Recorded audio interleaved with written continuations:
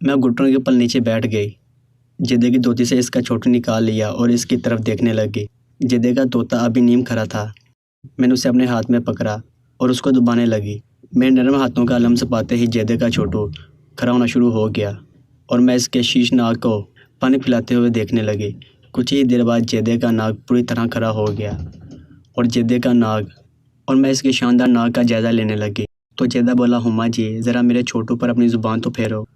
اور میں نے اس کی طرف دیکھ کر ہاں میں سر ہلایا اور اپنا منہ جدے کے چھوٹو کے قریب لے گئی اور سب سے پہلے تو اس کے طوطے کو اپنے دونوں ہونٹ جوڑ کر چوم لیا۔ پھر میں نے اپنے منہ سے زبان نکالی اور جدے کے طوطے پر پھیرنے لگی۔ میری زبان کا لمس جیسے ہی اس پر لگا، جدے کے منہ سے سسکی نکلی۔ ناظرین، آپ سے ایک چھوٹی سی ریکویسٹ ہے کہ ویڈیو کو ضرور اینڈ تک دیکھیں۔ ہم اتنے محنت سے آپ کے لیے ایسی اسپیشل سٹوریز بناتے ہیں۔ ہمارے چینل کو ضرور سبسکرائب کریں اور ساتھ نظر آنے والے بیل آئیکن کے بٹن کو بھی پریس کر دیں تاکہ ہماری آنے والی ہر نئی ویڈیو کا نوٹیفیکیشن آپ کو مل سکے۔ مزید ایسی دلچسپ اور لطف اندوز کہانیوں کے لیے ہمارے ساتھ رہیے گا۔ ہمارے داخل ہوتے ہی وہاں پر ایک دم شور مچ گیا اور 2-3 لڑکیاں عطیہ بھابی کے سامنے کھڑی ہو گئیں اور کہنے لگی، کل سے پہلے آپ لوگوں کا داخلہ اس گھر میں منع ہے۔ تاہم کچھ دیر کی گفتگو، منت سماج اور بات چیت کے بعد وہ لڑکیاں عطیہ بھابی کے سامنے سے ہٹ گئیں اور ہمیں عطیہ بھابی کے پاس بیٹھنے کی جگہ دی۔ ابھی ہم لوگ عطیہ بھابی سے باتیں کر رہے تھے کہ چائے کا دور شروع ہو گیا اور اچانک پتہ نہیں کہاں سے وہی لڑکا نمودار ہوا اور مجھے چائے کی پیالی پکڑاتے ہوئے بولا، کیسی ہو ہما؟ اس کو یوں اپنے ساتھ بے تکلف ہوتے دیکھ کر مجھے غصہ تو بہت آیا اور اس کے ہاتھ سے چائے کی پیالی پکڑنے کے لیے جیسے ہی میں نے اپنا ہاتھ آگے بڑھایا، اس نے پیالی دیتے ہوئے بڑے ہی غیر محسوس طریقے سے میرے انگوٹھے کے ساتھ اپنا انگوٹھا ٹچ کیا۔ میں اس کی شرارت سمجھ تو گئی تھی، لیکن موقع ایسا تھا کہ میں اس کو کوئی جواب نہ دے سکی تھی، اس لیے خون کے گھونٹ پی کر چپ رہی۔ عطیہ بھابی کے پاس ہم کافی دیر تک رہے۔ پھر رات کافی ہو گئی تو عظمیٰ باجی کہنے لگی کہ اب ہمیں چلنا چاہیے۔ ان لوگوں نے ہمیں روکنے کی کافی کوشش کی لیکن ہم لوگ وہاں نہ رکے اور جب واپس آنے لگے تو ان میں 2-3 خواتین اور وہی لڑکا ہمیں چھوڑنے کے لیے ماجد بھائی کی کوٹھی تک آیا۔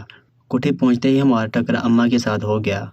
وہ ہمارا ہی انتظار کر رہی تھی اور انہوں نے ہمیں اپنے اپنے کمرے کا بتایا اور سونے کی تاکید کرتے ہوئے خود وہاں سے چلی گئی۔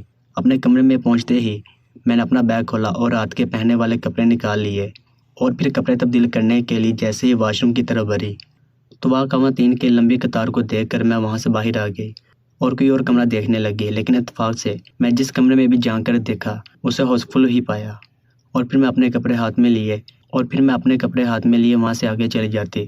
اس طرح چلتے چلتے میں گیلری کے آخری سرے تک پہنچ گئی۔ یہاں پہنچ کر میری نظر ایک چھوٹے سے دروازے پر پڑی اور میں بلا سوچے اس میں گھس گئی۔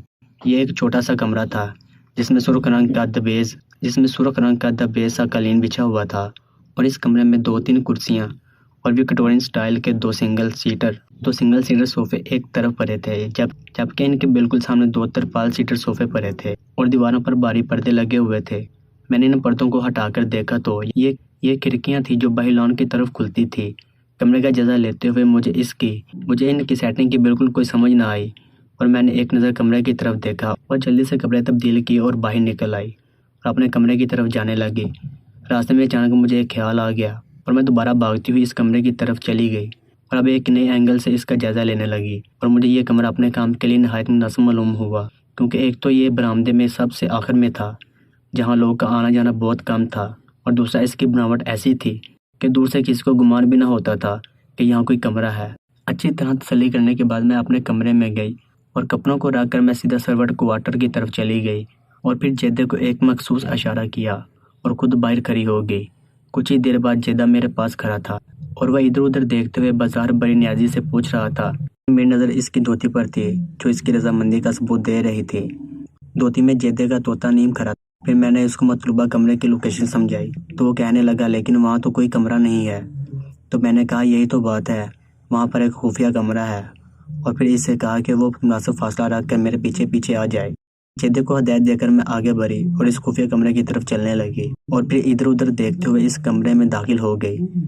کچھ ہی دیر کے بعد جیدہ بھی اس کمرے میں آ گیا اور کمرے میں داخل ہو کر اس کا جائزہ لینے لگا اور بولا، کمال ہے بی بی جی، میں نے صبح سے اس برآمدے کے کوئی 100 چکر لگائے ہوں گے لیکن مجھے اس کمرے کا بالکل بھی پتہ نہیں چلا۔ ابھی جیدہ یہ کہہ رہا تھا کہ میں گھٹنوں کے بل نیچے بیٹھ گئی۔ جیدہ کی دھوتی سے اس کا چھوٹو نکال لیا اور اس کی طرف دیکھنے لگی۔ جیدہ کا طوطا بھی نیم کھڑا تھا۔ میں نے اسے اپنے ہاتھ میں پکڑا اور اس کو دبانے لگی۔ میرے نرم ہاتھوں کا لمس پاتے ہی جدے کا چھوٹو کھڑا ہونا شروع ہو گیا اور میں اس کے شیش ناک کو پھنک پھلاتے ہوئے دیکھنے لگی۔ کچھ ہی دیر بعد جدے کا ناک پوری طرح کھڑا ہو گیا اور میں اس کے شاندار ناک کا جائزہ لینے لگی تو جدہ بولا، ہما جی ذرا میرے چھوٹو پر اپنی زبان تو پھیرو۔ اور میں نے اس کی طرف دیکھ کر ہاں میں سر ہلایا اور اپنا منہ جدے کے چھوٹو کے قریب لے گئی اور سب سے پہلے تو اس کے طوطے کو اپنے دونوں ہونٹ جوڑ کر چوم لیا۔ پھر میں نے اپنے منہ سے زبان نکالی اور جدے کے طوطے پر پھیرنے لگی۔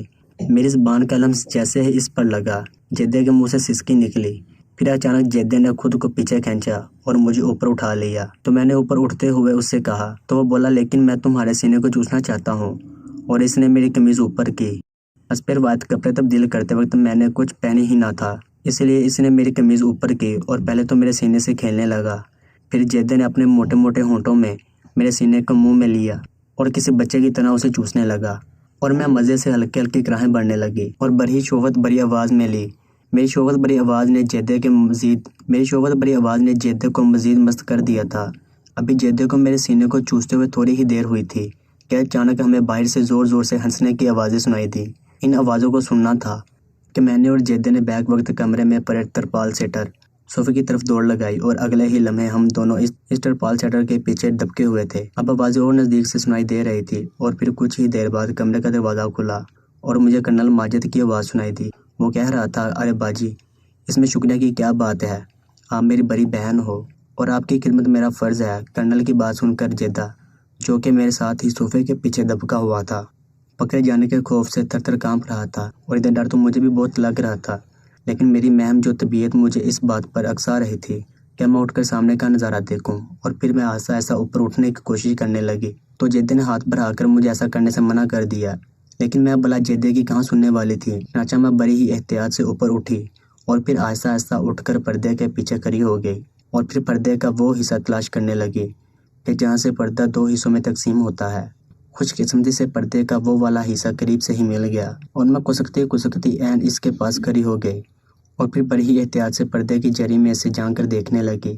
وہ ٹوٹل 3 نفوس تھے، ایک کرنل ماجد، دوسرا اماں اور تیسرا کرنل کی نیک چیری بیوی تھی۔ کرنل اور اماں سنگل سیٹر پر ساتھ ساتھ بیٹھے تھے، جبکہ کرنل کی نیک چیری بیوی ان کے سامنے کرسی لگا کر بیٹھی ہوئی۔ کرنل کی بیوی کی پشت میری طرف اور میری سائڈ سے تھوڑا ہٹ کر اماں اور کرنل بیٹھے ہوئے تھے۔ موضوع برات اور صبح کا ناشتہ تھا۔ اماں کرنل سے کہہ رہی تھی کہ ناشتہ صبح 7 بجے سرو کر دیا جائے اور ناشتے میں چائے اور بسکٹ یا کیک دیا جائے، جبکہ کرنل اور اس کی نیک چیری بیوی کا خیال تھا کہ 8-9 بجے تک ہلکا پھلکا ناشتہ دیا جائے، جبکہ میں اصرار کر کے کہہ رہی تھی کیونکہ 12-1 بجے تو برات کا کھانا تھا، اس لیے آپ لوگ صرف ہلکا سا ناشتہ ہی دیں۔ اس کے بعد وہ لوگ ادھر ادھر کی باتیں کرنے لگے۔ زیادہ تر باتیں کرنل اور اماں ہی کر رہے تھے، جبکہ کرنل کی نیک چیری بیوی بہت کم لیکن بڑے نخرے سے بات